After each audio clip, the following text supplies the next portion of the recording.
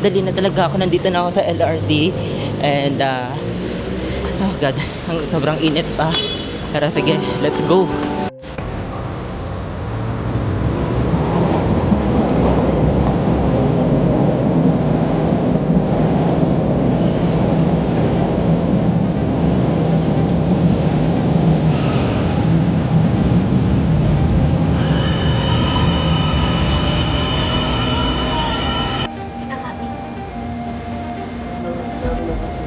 Ang susunod na istasyon ay Panagagi Station. Station.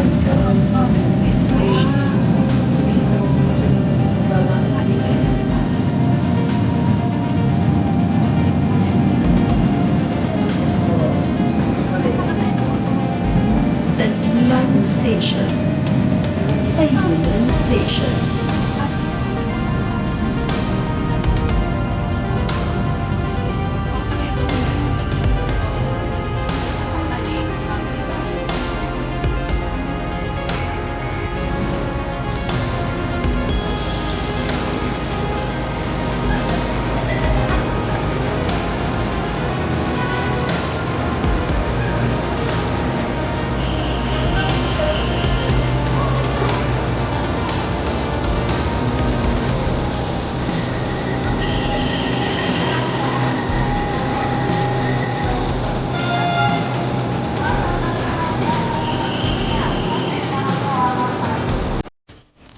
Alright, so we have just arrived here at One Arrow.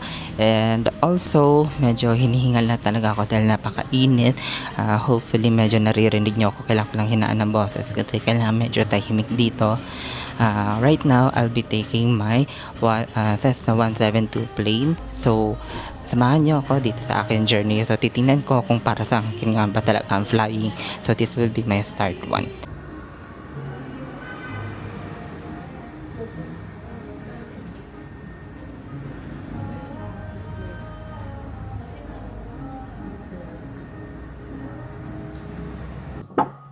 Before starting engine, start na tayo. Yes. Okay, sige.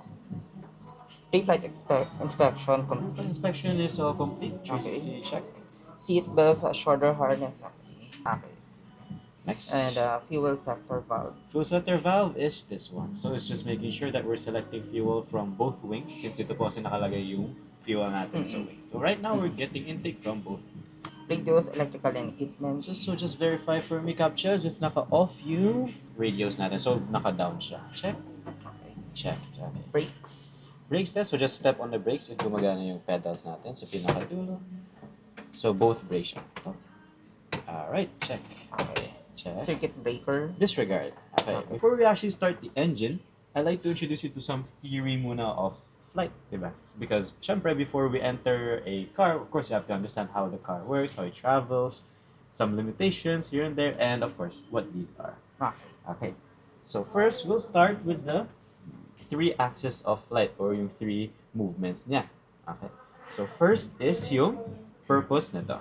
This is called our yoke. Ito yung pinaka-nakikita mong first when you enter a trainer aircraft. Yung yoke, this controls our roll. Okay, yung roll natin, this controls our aircraft's movement yung roll niya sa airborne. Okay, so if you go to the left, mag-roll siya to the left. So, magdi-dip yung wing niya. Kasi no aircraft naman turns like this, right? Unless sa ground. Okay, we also have pitch. So, pag sinabi kong pitch up, it means hihilayin mo siya. Captures. And then, kapag pitch down, it means to nose down. Ayan, so that's what happens kapag nag-nose down. Okay? Next, punta tayo sa third one or yung yawing. So yung yawing po, ayan po yung left and yung right. So, it's actually not this one, but yung sa rudders natin. So actually, dalawa yung purpose ng nasa feet natin. Number one is the brakes. So if titipakan nyo yung dulo ng feet nyo, try nyo siya. Those are the brakes. However, if pwede din siya, mas-slide. So, try nyo siya i-slide pa ganun, forward, right? Sorry. It's alright. So, isa-isa ang paalang po siya. So, you can slide either to the right or to the left. Ayan. So, that's called yawing. So, let's say, sige, Captchas, I want you to do some yaw to the right. Okay. Pag sinabi kong yaw to the right, ito yung paa mo, push mo lang siya sa kanan. Okay? So what will happen is, kakanan siya, then even out mo ulit. Okay, yaw left. Ayan. Okay, then even out. Set up tayong checklist.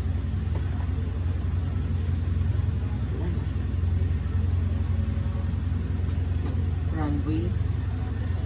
Okay, so we are at runway 35. Confirm. Confirm. Confirm. Landing strobe lights. Landing strobe lights. So ito, on mo lang yung land tsaka yung strobe. And then, pa-off ako ng taxi lights. And then, transponder. Transponder. On altitude. So, lagay mo lang siya sa alt. Okay, good. So, RPC 1023, now rolling 1, runway 35. alright. Ready? Okay. Right, the base release. Slowly applying full power. Slowly, sige, I got it. Slowly applying full power.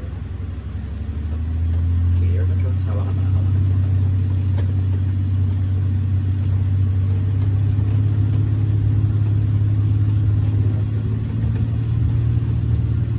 Sige, full power mo, Kapchas.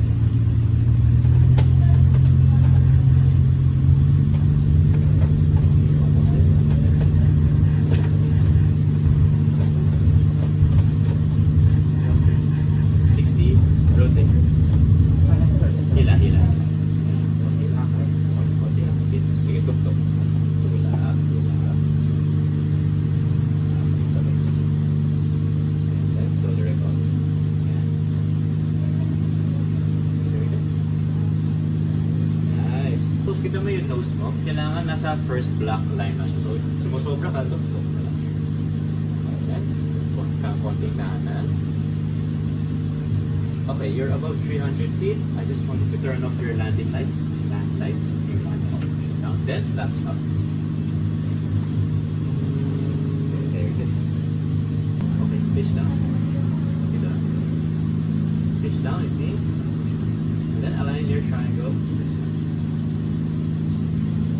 So, as long as hindi siya align, medyo nito-turn left na tayo. So, kapag align lang siya, that means level na yung wings na. Nice.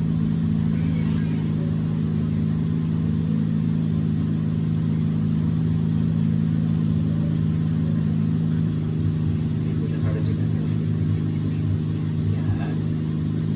So, once na tumigil na to, kailangan tigilin mo siya. Kailangan nasa white line lang tayo. White line. So, bago siya tumigil kasi kailangan align mo na to. And then, sige, continue tayo. Sige, 100, 2,000 tayo, 2,000. So, pag umabot na ng 2,000, pwede tayo mag-push. Sige, push. Align mo tong wings natin sa white na line. So, tingnan mo, nasa white line tayo, di ba tumigil na siya?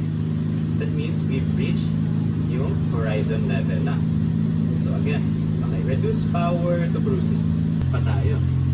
So, I just want you to maintain lang yung 2,000 feet. So, bakit yun na? I just want you to find the aircraft. So, for example, kung tignan mo, umaakyat pa siya, iwan mo lang yung nose mo sa horizon. Kaya, ayan. Kailangan pantay na pantay siya for it to not move. So, ayan, medyo above ka. That means you're gonna climb. So, this. That means pantay mo lang yung triangles. Ito. And then ito. Ito lang.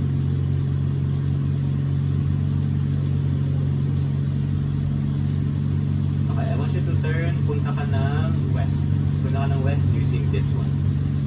Lagay mo lang yung triangle mo dito. So, right. Turn right. Turn right. Yan mo lang siya. Okay, sumobra. Kaliwa na pa. Left, left. Yan. So, yan mo lang dyan. Turn right ka ng konti using this one. Ito na yung west. Turn right, turn right. Yan mo lang siya dito. So, medyo nagigets mo na yung properties na later on. Now, start to level up. Sige, kaliwa. Until mag-align. Kailangan sabay sila mag-align. Ngayon, tigaw mo na sa west ka na. West heavy. Nice.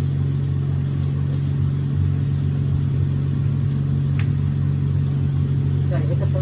Yes, this one. So, itaw dyan 10 degree lang. Oops, sumobra. Turn right.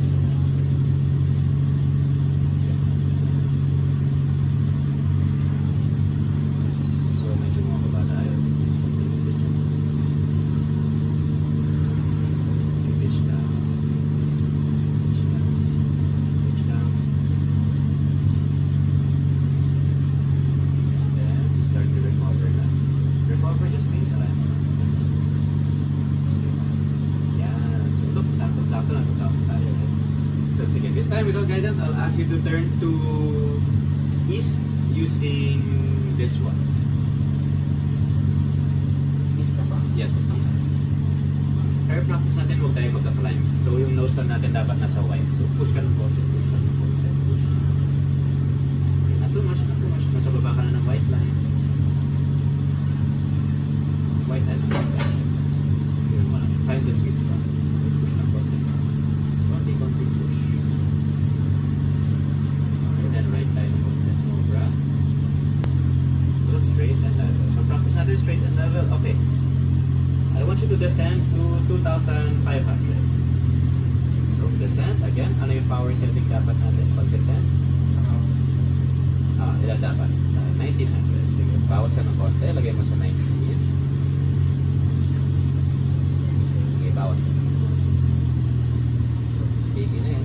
90. There we go. Nice. Then, lagay mo, duplo ka ng konti, like push ng konti-konti, that's just above 5.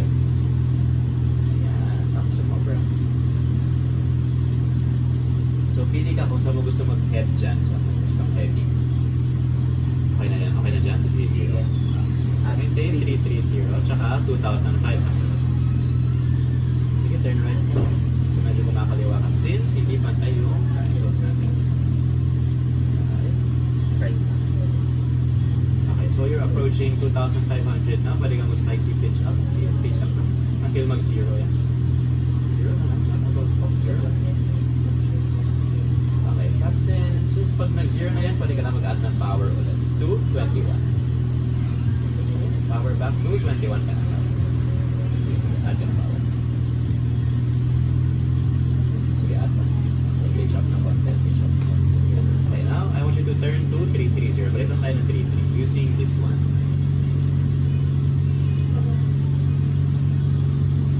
Sige, no need to use the rudders. You let go of the rudders. The rudders. Yung pass pa. You let go of the rudders.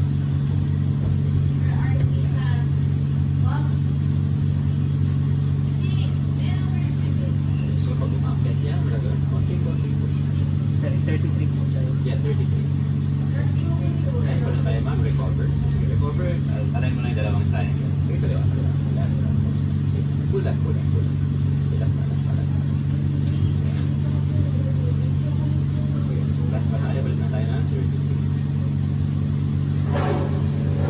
Konti-konti. Okay, then, kanan, kanan. Kailangan pa tayo ng triangles. Okay. Yan, very good.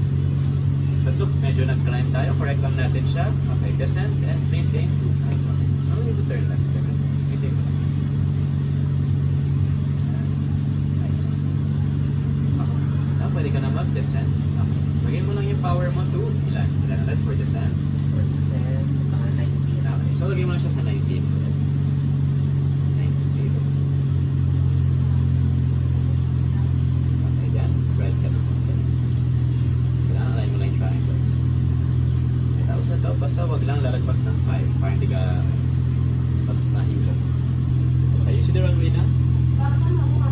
It's this one. Okay, so medyo nasa right, di ba? Okay, so kanan ka na. Dito pala. I'll add flaps, so pitch down to the konti. Pitch down. So, ginagawa mo yung extreme para hindi ka mahirapan mag-pull. Okay, then turn right. Okay, masyado na malaki yung ground. Konti-konti. Yan. Pitch down naman konti. Okay, left. Okay, pitch up. Iwasan mo na yung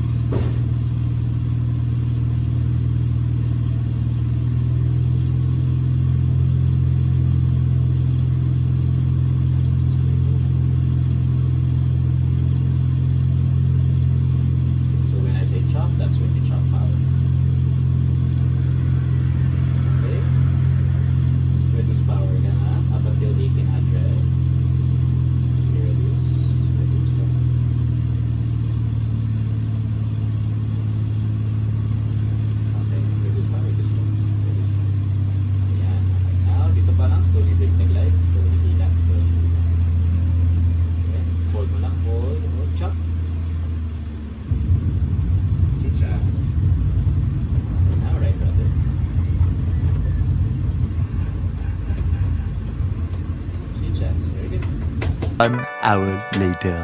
Alright, so we are done ating flight. Most likely, matutuloy talaga ako sa paglipad nito. Pero titingnan natin kung ano pa yung magiging schedule natin, no? And hopefully maging mas okay pa dito. Tapos, most likely din talaga na itutuloy ko ang pagpa-fly ko dahil ang saya talaga dito so far. Hindi lang dito sa One Aerokey but also titinan ko kung kakayanin ko na makapag-flying school talaga ako.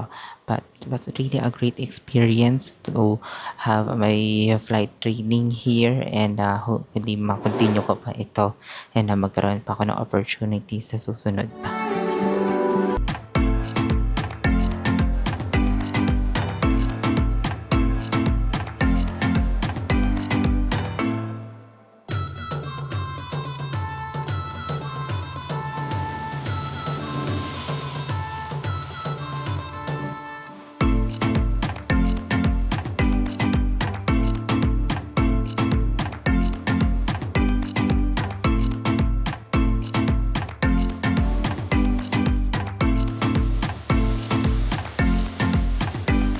Meanwhile,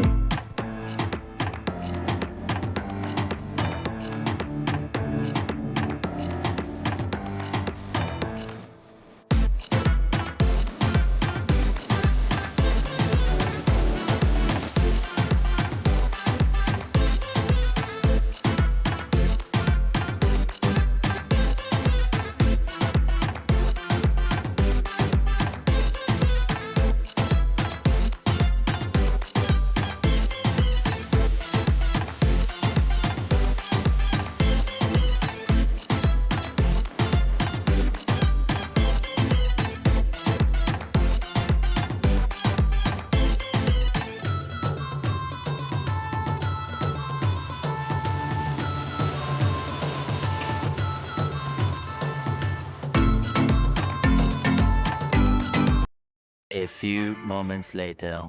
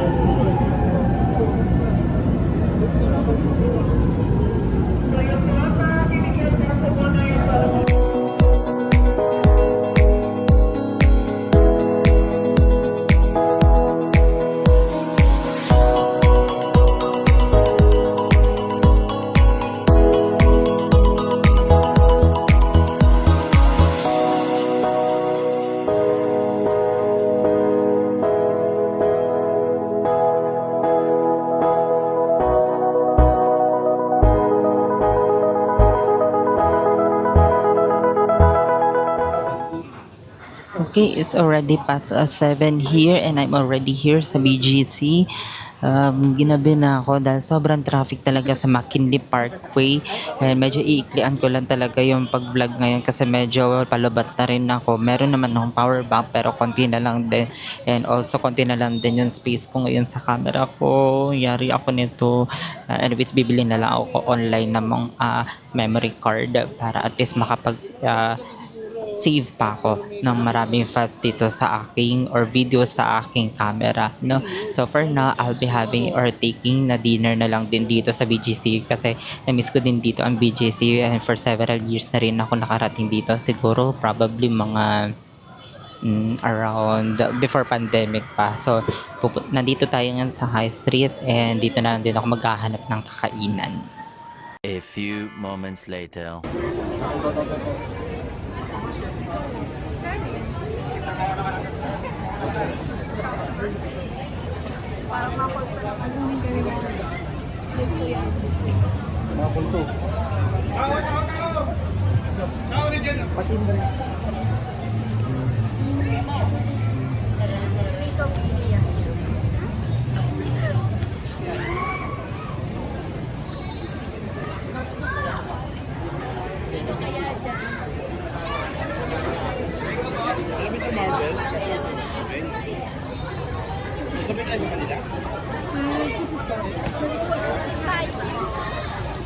tayo.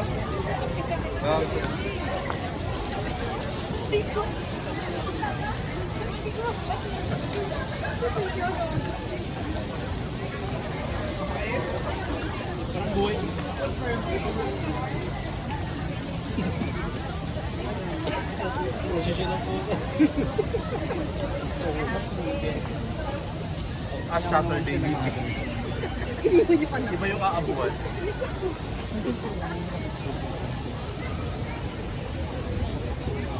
Wala naman pala dyan.